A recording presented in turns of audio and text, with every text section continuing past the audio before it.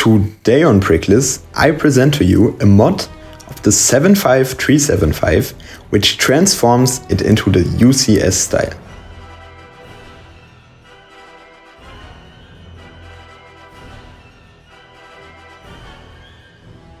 As mentioned in the intro, today I present to you a modification of the new midi scale Millennium Falcon. Anyone who has seen my video on the 75376, where I upgraded it with a wonderful stand from mock designer Atom, has probably already learned that I'm not the biggest fan of the neo midi scale ships. However, all of this changed when I found the wonderful modifications and improvements made by various designers on Brickable. Today, one of my favorites is up again, none other than Pixel Dan.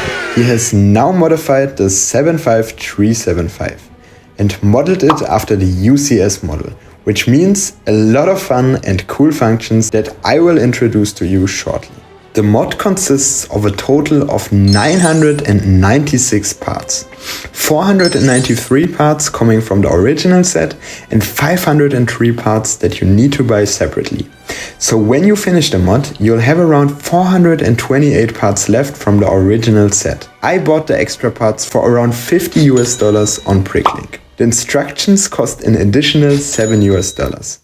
Let's now build the Neo model together. First, we built a technical framework consisting of two halves in the shape of the Millennium Falcon. Once we've connected both halves, we attach both the bottom and top sides with some plates. Most of the action happens on the underside though, where we add some details including the ramp, which can now move. Then we move on to the top side, partially attaching parts of the outer cladding. Now we focus on the top part. Here we mainly cover the open areas of the framework to conceal the unaesthetic technical parts. Next we work on the forward mandibles and add additional technical cladding on both sides. Then we adorn the mandibles and cover them with some fine details, before turning back to the rear to attach the engine thrusters. The Falcon is then equipped with additional details and a partition wall is built in the middle to separate the rear section from the front. This wall is covered with plates and decorated in the middle with tiles and a printed window.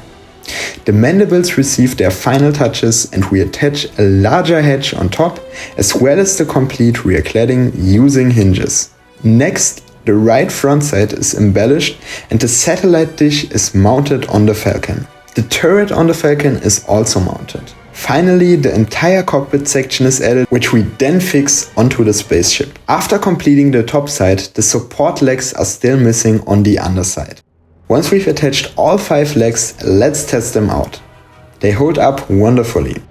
Finally, we attach an airlock on each side. Then we're done building the Falcon.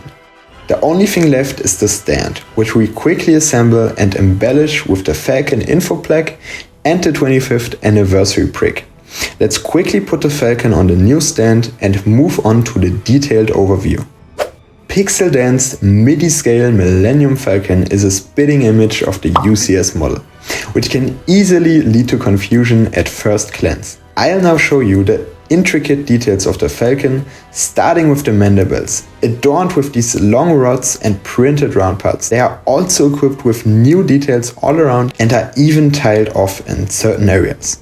Between the mandibles we find this large cover attached to the Falcon using hinges. It gives a very compact impression, which I really like, as it speaks to the complexity of the ship and is simply beautiful due to the use of countless small parts. On the right side of the Falcon we find the next eye-catcher. This section has become an extremely appealing part of the outer cladding, housing the UCS essence thanks to the use of various curved slopes and cleverly used parts. Additionally, we find the small satellite dish here, although it cannot be rotated. The left side mainly houses a noteworthy highlight, namely the beautiful printed cockpit of the Falcon. Furthermore, Pixel Dan has also come up with a new design for this hatch here.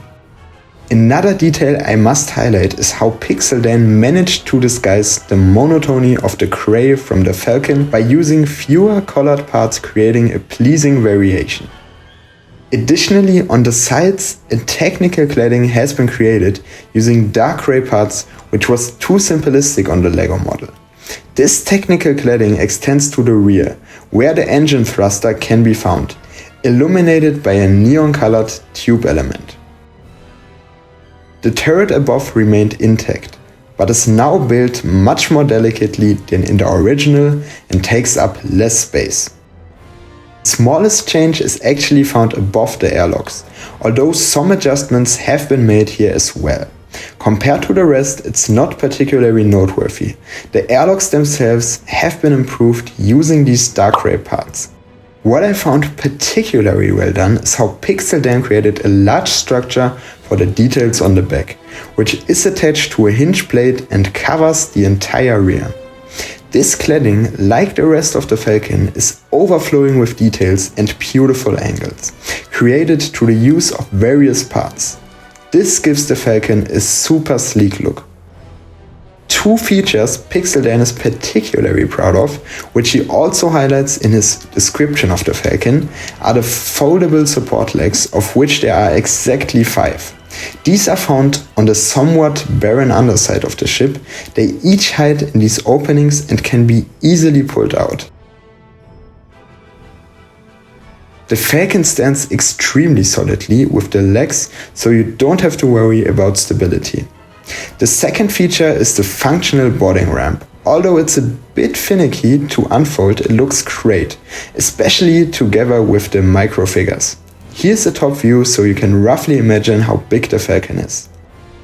Lastly, I want to show you the stand. It's equipped with the Falcon info plaque and the 25th anniversary logo, but you can also display the microfigures that LEGO generously provided. Now, joking aside, the stand, like the original, is inserted into the underside of the Falcon, allowing you to display the Falcon in various positions.